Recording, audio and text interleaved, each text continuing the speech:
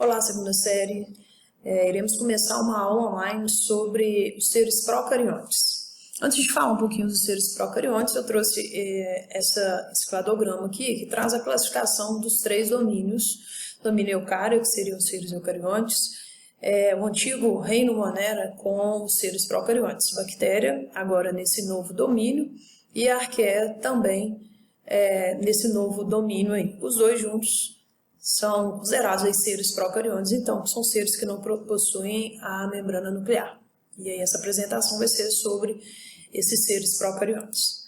Bom, aqui nós temos dentro desse domínio bactéria, as bactérias e as cianobactérias, também conhecidas como algas azuis. Uma característica presente dentro desse domínio, assim como o domínio arqueia também, seria justamente de serem procariontes. A única estrutura de organela que nós vamos encontrar nesses seres são os ribossomos, extremamente importantes, pois participam da produção de proteína. E, além disso, eles terão, como qualquer outra célula, membrana plasmática, mas também vão ter parede celular, que inclusive vai diferenciar as bactérias que nós chamamos de gram positivas e gram negativas. Além disso, vocês já viram lá na primeira série a teoria da endossimbiose, que mostra o surgimento, então, das mitocôndrias, organelas responsáveis pela respiração celular. Nesse caso, como a teoria fala que foram bactérias que deram origem a essa organela, a gente sabe que as bactérias não têm essa organela, então.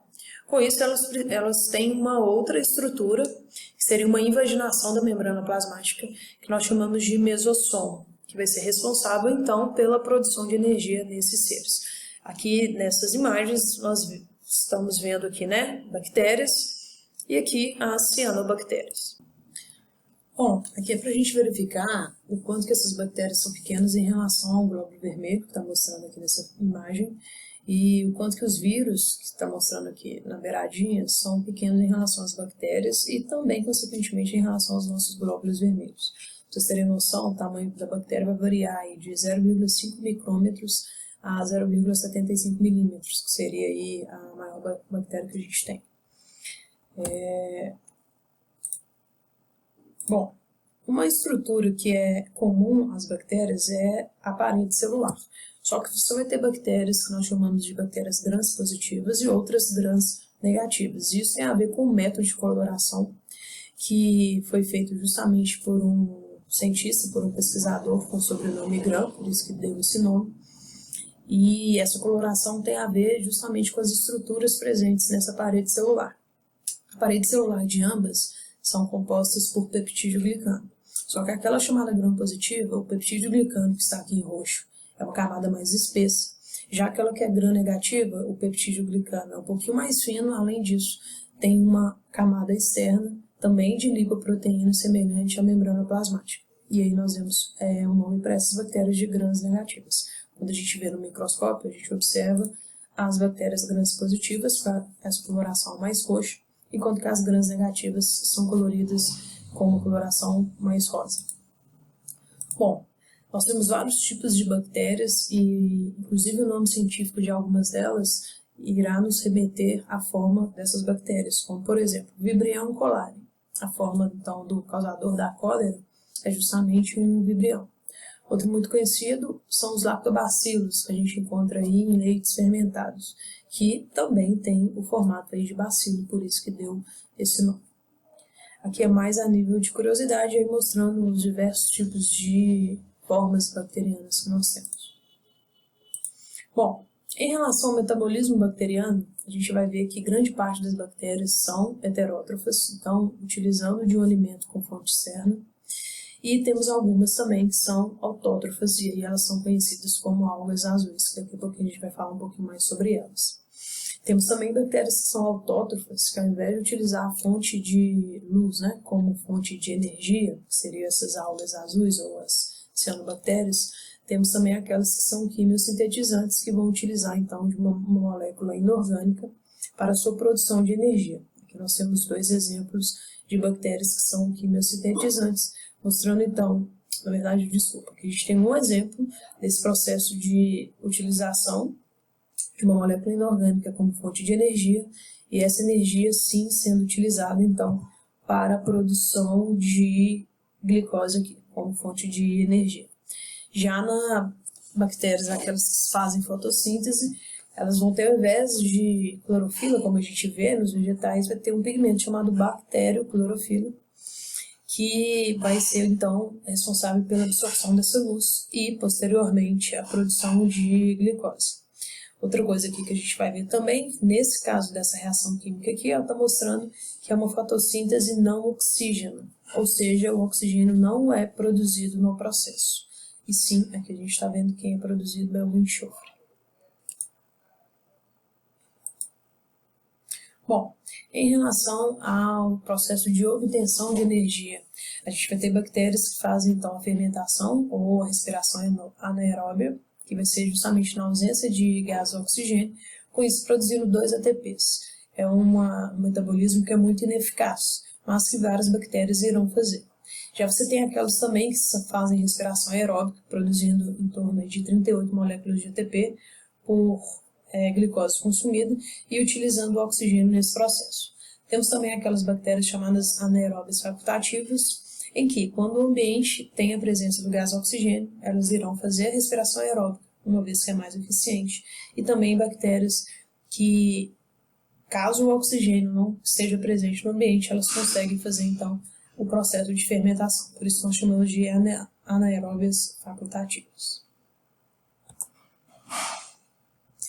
Bom, as bactérias também têm uma forma de resistência, mas isso não vai ser encontrado em todas as espécies, que vai ser a produção de esporos. Aqui a gente tem um exemplo na figura aqui em A, uma bactéria que está ativa, onde seu material genético está espalhado por todo o seu citoplasma. Quando ela não está em um ambiente favorável, como por exemplo na ausência de água, ela vai se transformando em o que a gente chama de esporo, onde ela vai se transformar em uma célula inativa, podendo durar aí algum tempo nessa forma inativa. O tempo varia de acordo com a espécie da bactéria.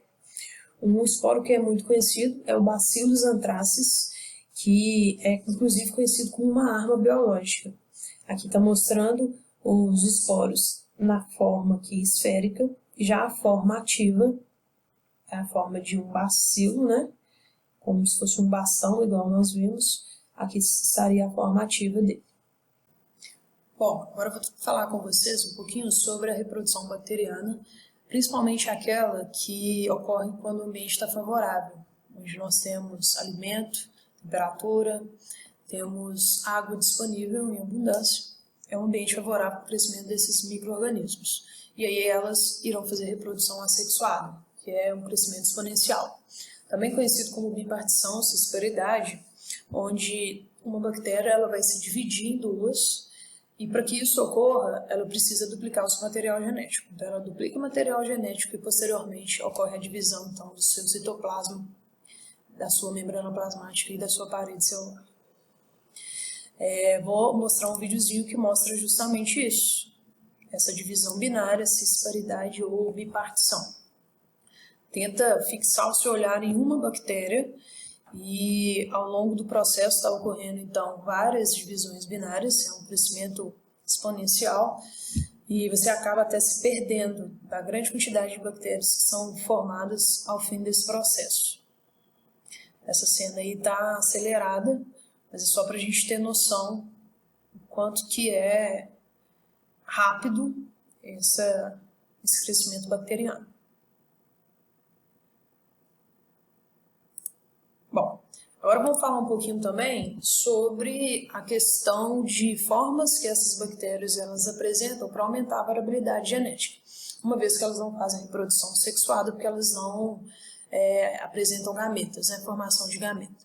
E aí o que acontece? Nesse aumento de variabilidade genética, a primeira forma que nós vamos ter é o que a gente chama de transformação, onde uma bactéria, quando ela morre, as estruturas delas são espalhadas no ambiente onde elas estão e uma dessas estruturas é o material genético. E o que acontece? Bactérias que estão ao redor dessa bactéria que entrou em lise, elas conseguem absorver então esse material genético, incorporando para si esse material genético, fazendo com que aumente a sua variabilidade genética então. Nesse vídeo nós vamos ver também esse processo de transformação, onde aqui a gente tem uma bactéria representada em azul para mostrar que ela é diferente dessa outra que é verde. Ela entrou em lise, essa verde absorveu o material genético e o mais importante, depois ela se transforma em azul, ou seja, ela passa a apresentar essa característica que antes ela não tinha, aumentando então essa variabilidade genética. A outra forma de aumentar a variabilidade genética, no caso das bactérias, que é mediada por um vetor, que vai ser um bacteriófago, né, um vírus que infecta bactérias, é chamado de transdução. Nesse processo, a bactéria, quando entra em lise, por causa lá do processo lítico do bacteriófago, esse vírus está levando consigo parte desse material genético dessa bactéria que entrou em lise. Quando esse vírus, então, infecta uma outra bactéria, ele transfere o seu material genético para essa bactéria. Lembrando que esse material genético que está no vírus, antes, uma parte dele compunha o DNA da bactéria. Por isso que essa bactéria, chamada bactéria receptora, ela vai aumentar a variabilidade genética dela, justamente porque ela está recebendo esse material genético dessa bactéria inicial que entrou em lise. Isso aí é chamado de transdução. Aqui está mostrando justamente isso. Aqui a gente tem um bacteriófago inserindo o material genético dele dentro da bactéria. Esse material genético está sendo incorporado ao DNA bacteriano. E aí está mostrando justamente a formação aí de novos vírus, tendo ao final a liberação de vários vírus, tendo material genético, que depois irão infectar outras bactérias e assim sucessivamente. Essa transdução é chamada de especializada justamente porque as novas bactérias que serão formadas, elas terão tanto o material genético do vírus, que nós estamos vendo aqui, né, em azul, que veio lá daquela bactéria inicial, assim como também o DNA aqui em vermelho, que seria da bactéria original. Já na outra, chamada transdução generalizada, a gente não tem, né, essa mistura do material genético viral com o DNA da bactéria hospedeira. E aí por isso que é chamado aí de generalizada. Independente de qual seja, a gente vê que aumenta a variabilidade genética, isso que é o mais importante nesse processo. E para finalizar, a gente tem um processo chamado de conjugação, onde tem a formação de uma ponte citoplasmática, antigamente chamada aí de pelo sexual, que vai ligar uma bactéria doadora com uma bactéria receptora. O que vai ser passado de uma bactéria para outra? Principalmente o que nós chamamos de plasmídio, que é aquele material circular, né, material genético circular presente em algumas bactérias, e que nele a gente vai encontrar muitos genes que conferem resistência a antibiótico. Então aqui está mostrando, por exemplo, essa bactéria que não tem o plasmídio, está recebendo de uma bactéria que tem plasmídio esse material genético. O mais importante é vocês entenderem que antes dela transferir, ela duplica esse material genético, porque senão, se ela passasse, ela ficaria sem o plasmídio dela, né? Então ela duplica esse plasmídio e depois passa para o que a gente chama de bactéria receptora. Aqui a gente está mostrando nessa imagem várias pontes citoplasmáticas que estão sendo produzidas e ligando essas bactérias uma à outra, mostrando que não é apenas uma ponte e não é entre somente duas bactérias. Isso pode acontecer com várias ao mesmo tempo. Esse videozinho vai mostrar e vai representar esse processo aí da conjugação.